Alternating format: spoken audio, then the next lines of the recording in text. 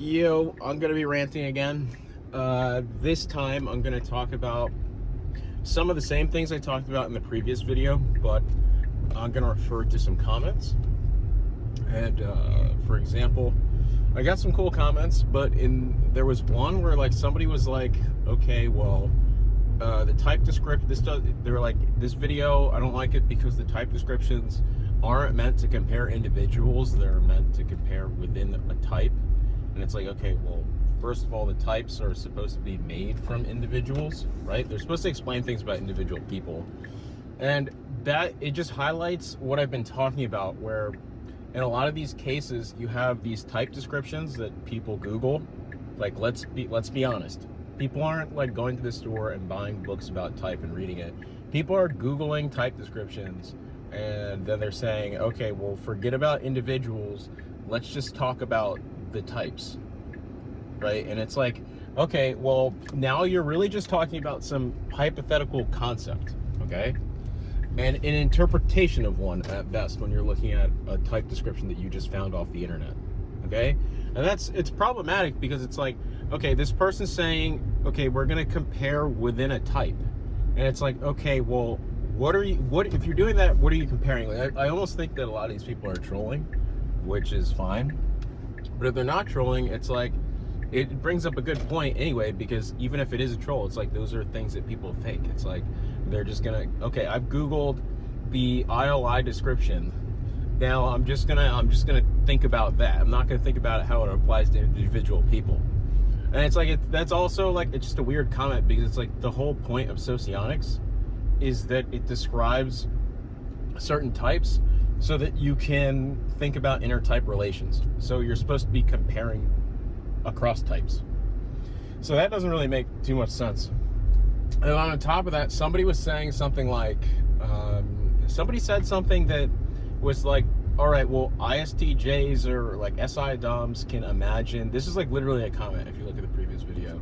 They're like, ISTJs can like imagine what it's like to eat a food and then feel what it's like to eat that food.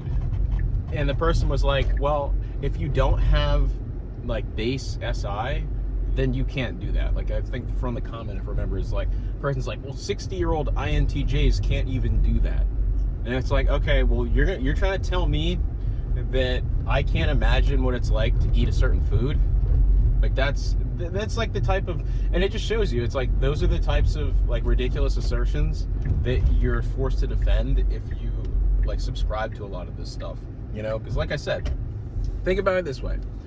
We have these hypothetical type descriptions that people are literally Googling, probably not looking at any of the sources. And then even if you look into the sources, there's no evidence backing them up. It's just somebody was like, well, I read psychological type, like at best, it's like, I read psychological types and this is what I think an SI dominant person is like. Or it's like, I'm an SI dominant person. This would be even more like a narcissistic way to look at it. I'm an SI dominant person and I can imagine what it's like to eat some food and feel that, and I think other people can't do that. Why? Because I read it from like, you know, a 16 personalities type description that I Googled. You know, so there's a lot of, and it's funny because you think by going to these communities that you might find a solid distribution of types, but you know just based on the comments that it's skewed. I can tell you there's not a lot of extroverted thinkers, just based on like the types of things that you get. There's not a lot of extroverted thinkers that are in type circles, because a lot of extroverted thinkers look at this kind of stuff and, you know, you see it for what it is. It's like, okay, if you're an extroverted thinker, one of the first things you want, and even just a thinking type in general, because you don't have to be an extroverted thinker to actually value extroverted thinking. It's like thinking types might look at it and be like, okay, well, we have this description. Where does it come from? Okay, I see where it comes from. It looks like it comes from, you know, at the end of the day, psychological types, which is, you know, Jung, or some psychotherapist who just sat around talking to a bunch of people and was like, okay, I've seen based on all these people I've talked to, I can outline some, you know, really broad categories of extremes of people that you might meet, and, you know, this might be a classification for you know, the different types of people that you meet. But at the end of the day, the guy didn't use it. If you read any of like the other writings, the guy doesn't really use type. So it's not really like, you know, it's not really the way people, it wasn't used originally the way people use it now. And that's what I really wanted to get to, which is, we're 5 minutes in already. But, you know, Jung didn't sit down and go, this person is ISTJ. Therefore, I have to make this whole therapy session based on the fact that this guy is a introverted, sensing, dominant person. Therefore, you know, XYZ. Or alternatively, if you look at that comment, it's like, he didn't go, okay, well, this guy's INTJ, or an even, you know, this is before the type, so, or the MBTI types, socionic sociotypes. So it's like, he didn't go, this guy is an introverted, intuitive, dominant, therefore he can't imagine what it's like to eat a certain food. And then the guy was saying, oh, it has to do with memory or something. So like Jung wasn't like, oh, this guy's problem is obviously that he's an introverted, intuitive, dominant. So all I have to do is focus on the problems that an introverted, intuitive, dominant person would have, and you know, then I can use this and solve this guy's problems, and then I can apply that to all the other people that come into my practice. Like, no. And if you went to a therapist that was doing that, yeah, then you're just wasting your money, because the guy's trying to apply a broad brush that A, hasn't really even been verified to your individual problems. So that highlights the issue. It's like, okay, well, how applicable are these broad descriptions to individual people?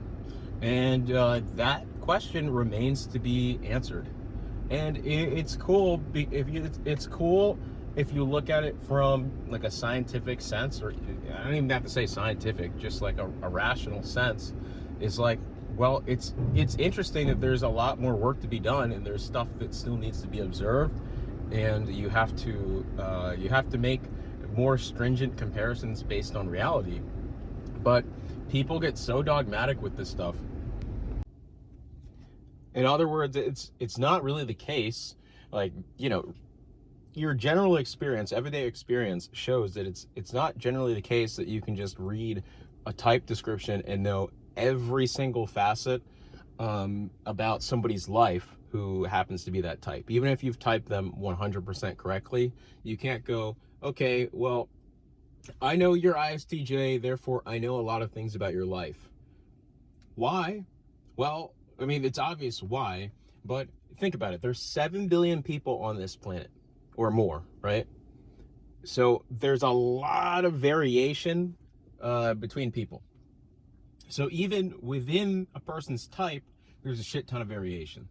So these very broad descriptions that might be based on what Jung did, which was talking to a very small subset of the population, and it's not like he kept detailed notes on his patients in terms of type. So it's not like you have a shit ton of observations like, okay, patient 1,506, he used SI in this way, he used T in this. It's not even like you have scientific detailed observations like that.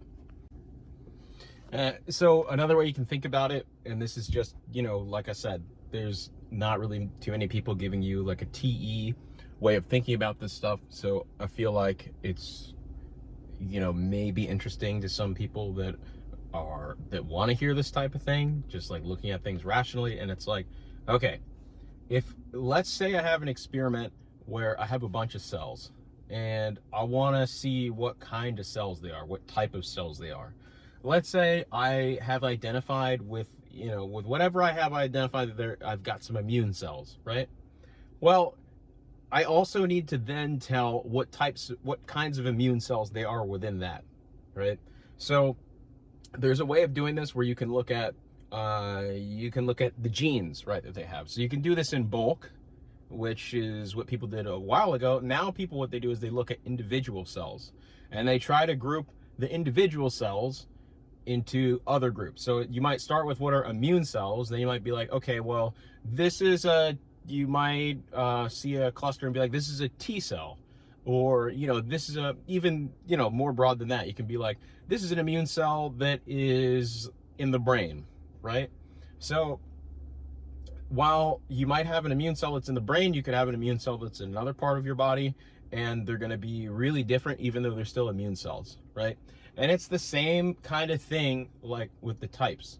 So if I tell you, okay, I have immune cells, that doesn't really give you too much information. Even if I tell you I have immune cells in the brain, that's more specific, but it doesn't give you too much information on top of that.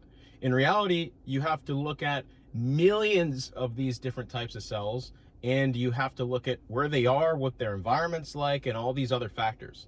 So that's something that's still being worked on in modern science to tell something that's actually established, like cell types, so that people can target drugs, or they can, cure, people are looking at cures for diseases and things like that. This is hardcore science. On the other hand, typology is barely a science. It's still a pseudoscience.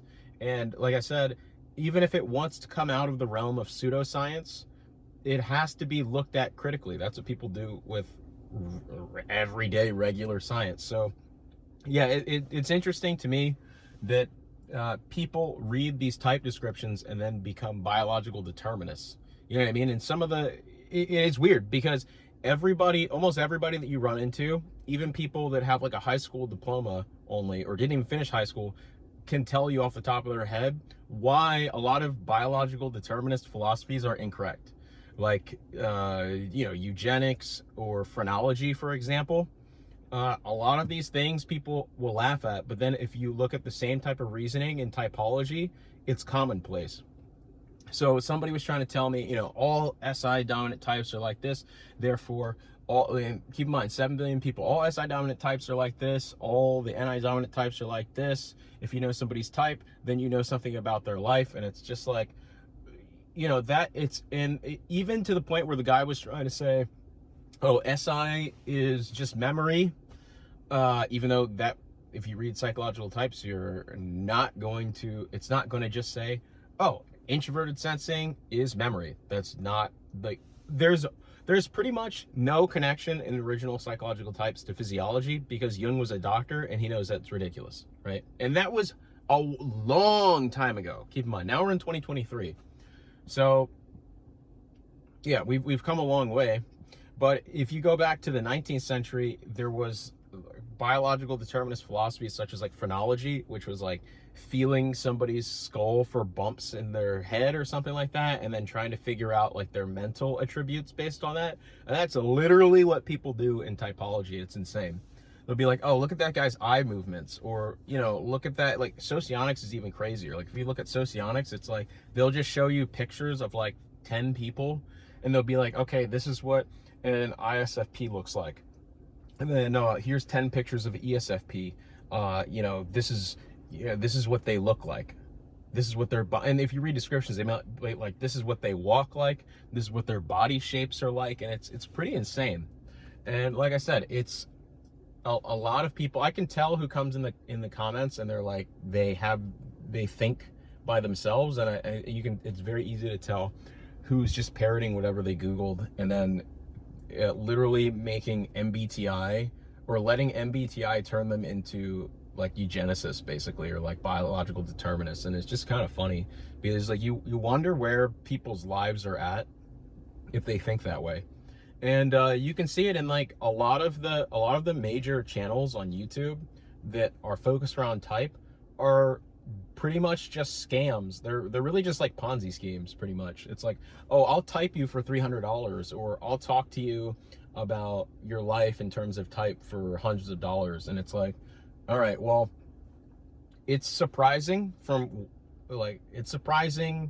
it's surprising in one way, because that's insane. But then if you look at the types of things that people believe, or the kinds of things that people believe in this community, it's sort of not surprising, because it's like, if you believe some of these things, yeah, then you might be the kind of person that's going to spend $100 on an MBTI typing session, or a socionics typing session. It's like, it's pretty ridiculous. And like I said, you don't have to be an extroverted thinker to understand these things. And on top of that, it also shows that there's a lot of variation within the types and development within the types, because I'm talking about things in in extroverted thinking terms, but you still have people coming that are from different types. Like there's people that are like INFJ, and then socionics would tell you, oh, well, extroverted thinking is the vulnerable function of INFJs, so they might not like this type of content, or they might not understand it, or they're going to be bad at it. And it's like, okay, well, you know what I mean? Like, another thing too, on top of that, for the people that are not on the same page, which at this point, if you're not, you never will be, but you can read the type descriptions and you can be like, oh, I never thought about that. Maybe I don't give extroverted thinking, maybe I don't give it enough, maybe I don't value it enough, or I don't pay too much attention to it, or maybe I react to it in a negative way, and maybe that's something I should work on, and maybe that's something that I should become aware of, and and eventually you get better at it, and you can, it's something you can incorporate into your life, and that's sort of the entire point, and that's what I want to just end with, is like, that's the interesting part, is that there's still a lot of work to do, and there's still a lot to observe. It's not that you can Google a type description and then you've figured everything out, or you understand everything, or that other people have figured everything out and you're just discovering it. It's like, it just shows that typology has a very slim chance of ever becoming real science. And I mean, it's sad to say, but it's almost always going to stay in this weird state where it's almost worse than astrology. You know what I mean? Because people in astrology usually don't, they don't tell you, okay, well, you're a Gemini, so therefore it's going to determine everything about your life. Whereas somebody who is into type will tell you, oh, you're INTP, therefore I know every single thing about your life, and this is why you do X, Y, Z.